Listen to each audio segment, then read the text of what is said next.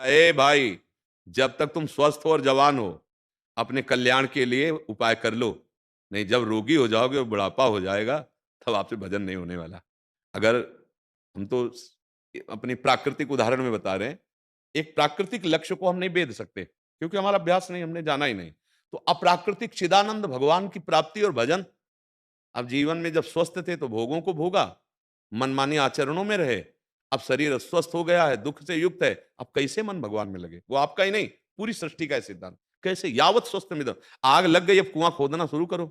क्या कहे जाओगे? बुद्धिमान कहे जाओगे? पहले से कुआं की व्यवस्था है, पानी की व्यवस्था है कि अगर आग लगेगी तो हम बुझा देंगे। तो हमने आग को बुझाने की चेष्टा तो कुछ की नहीं, आग लगाने की और चेष्टा की। कामाग्नि, क्रोधाग्नि, लोभाग्नि, मोहाग्नि, ये सब भड़क गई। अब शरीर अस्वस्थ हो गया। अब जो आप कह रहे हो ये आपकी ही बात नहीं, ये लाखों की बात है, करोड़ों की बात है। जब मन प्रभु में नहीं लगाया तो अब लगाना बहुत कठिन है, क्योंकि मन तो तन में लगा हुआ था, तन हो गया दुखी, रोग से ग्रसित। अब कैसे भजन बनेगा? इसीलिए प्रहलाद जी ने कहा है, कुमार अवस्था से ही भजन का अभ्यास शुरू कर देना चाहिए। यावत स्वस्थमिदम कलेवरम यावच्च दूरे जरा। भर्तरी जी कह रहे, बुढ़ापा दूर है, दुख दूर है, शरीर स्वस्थ है, नाम जप कर ले। जवान से जैसे तुम बोल सकते हो, तो ऐसे ही राधा राधा भी तो बोल सकते हो। राधा राधा राधा, मन लगे चाहे ना लगे। आग को हम प्यार से छुआ दे तो जल जाओगे, अनजाने में छू जाए तो जल जाओगे, और आप श्रद्धा से छुओ तो जल जाओगे, क्योंकि उसमें दायिका शक्ति है। तो नाम को आप मन से जपो तो कल्याण कर देगा। अमना से बिल्कुल मन नहीं लग रहा, फिर जपो तो कल्याण कर देगा। श्रद्धा से जपो तो कल्याण कर देगा, अश्रद्धा से जपो तो कल्याण कर देगा, क्योंकि उसमें तारण शक्ति है। जैसे अग्नि को भाव से छुओ, को भाव से छुओ, आपको जला देगी, उसमें दायिका शक्ति है। ऐसे नाम में तारण शक्ति है। तो इसलिए गोस्वामी जी ने एक चौपाई में कहा, भाव कुभाव अनख आलस हु, नाम जपत मंगल दिसि दशहु। चाहे भाव से जपो, चाहे कुभाव से जपो, यदि नाम जपोगे तो दशों दिशाएं तुम्हारे लिए मंगलमय हो जाएंगी। तो जवान तो काम कर रहे ना।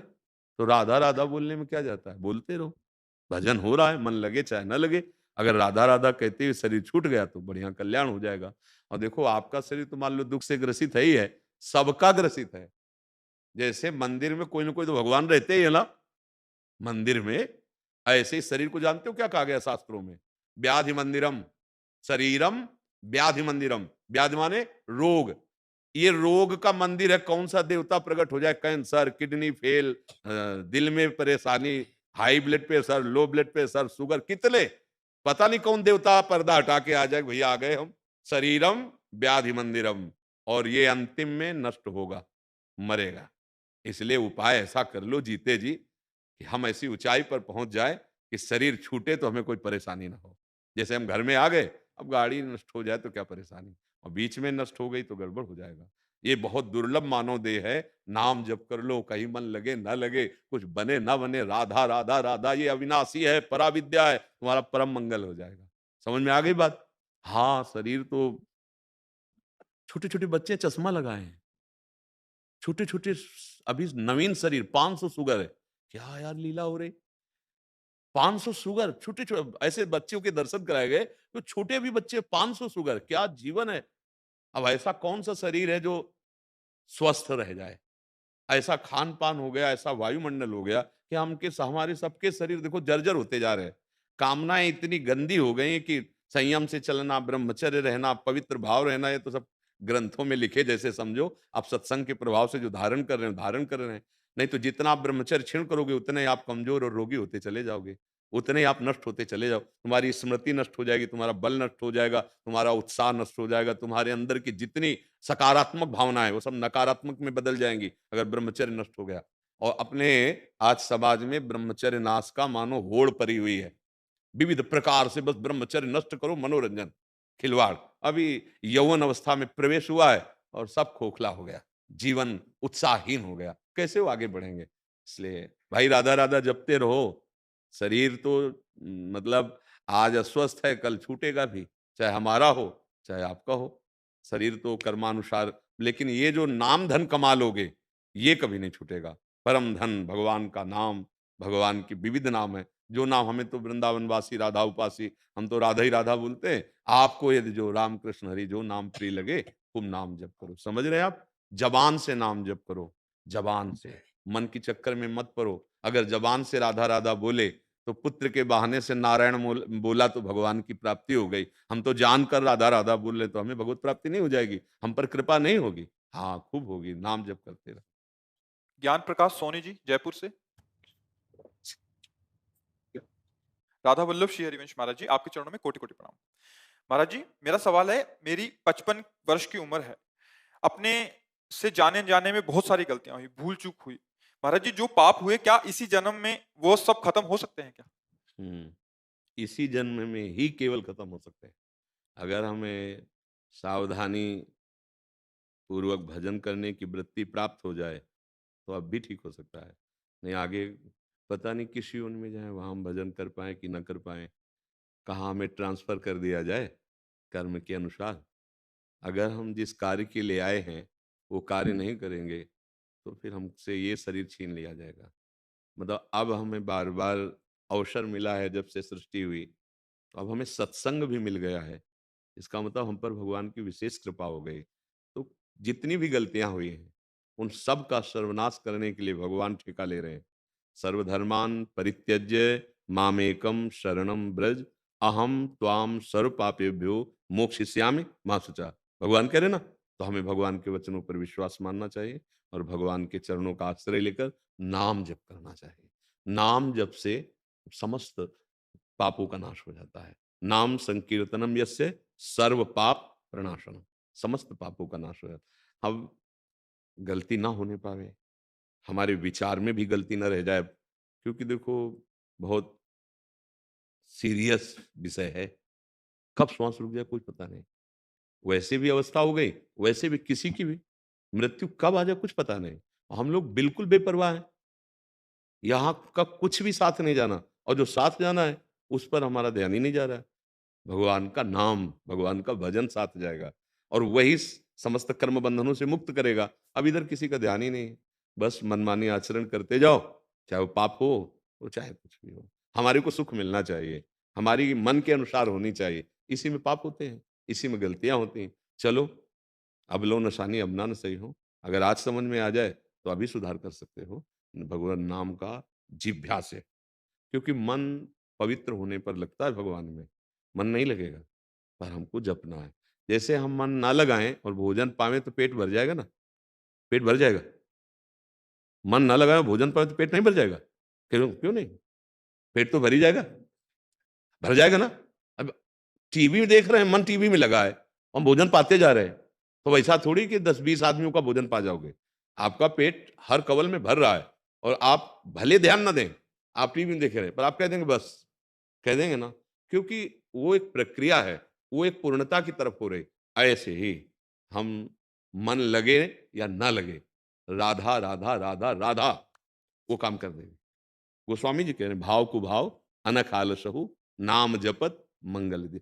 एक नाम की ऐसी महिमा है जिसमें आपकी श्रद्धा हो तो ठीक, नहीं है तो बिल्कुल। आपका भाव बने तो ठीक, नहीं है भाव तो बिल्कुल। वो अपना प्रभाव समान दिखाता है।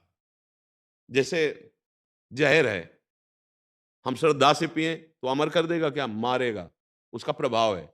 और अश्रद्धा से तो मारेगा, भूल से तो मारेगा, क्यों? उसका प्रभाव है।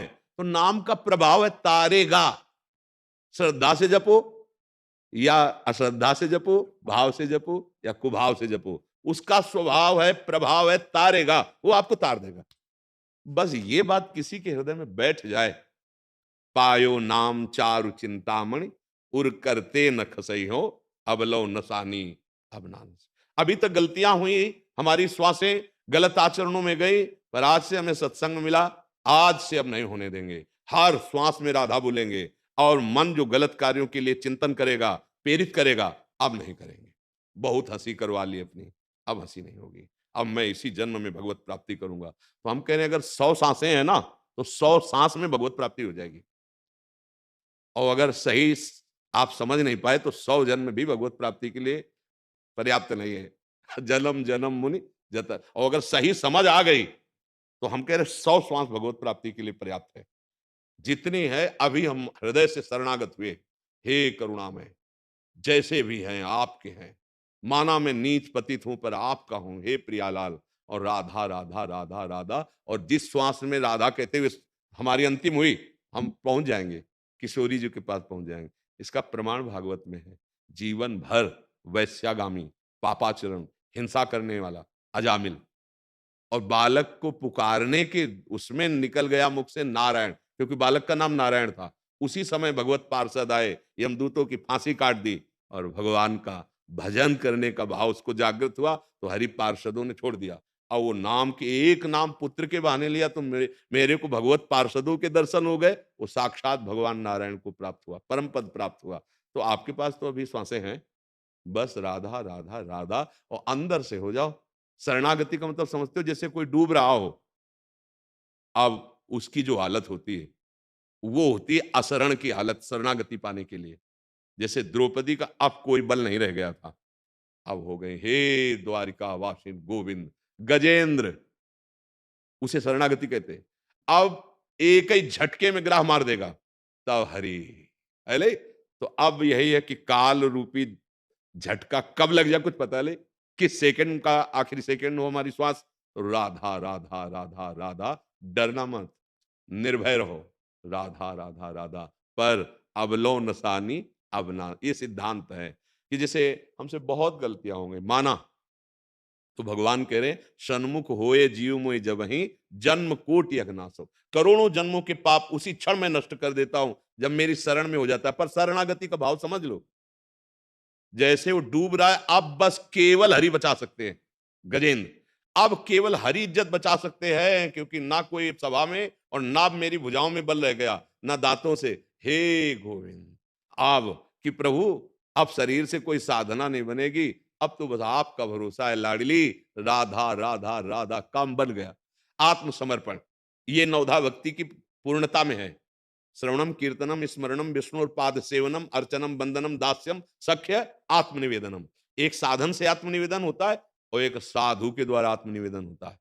तभी कहा गया तात स्वर्ग अपवर्ग सुख, धरी तुलाए कंग तुलनता सकल मिल, जो सुख लव सत्संग। एक क्षण में वो बात पकड़ ली जो बहुत वर्षों की साधना की थी, कि आप समझ गया कि मेरा कल्याण केवल भगवान की शरण में होगा। तो हे भगवान, मैं आपकी शरण में हूं, और जितनी श्वासें नाम जप कर लो, भगवत प्राप्ति उसी से हो जाती है।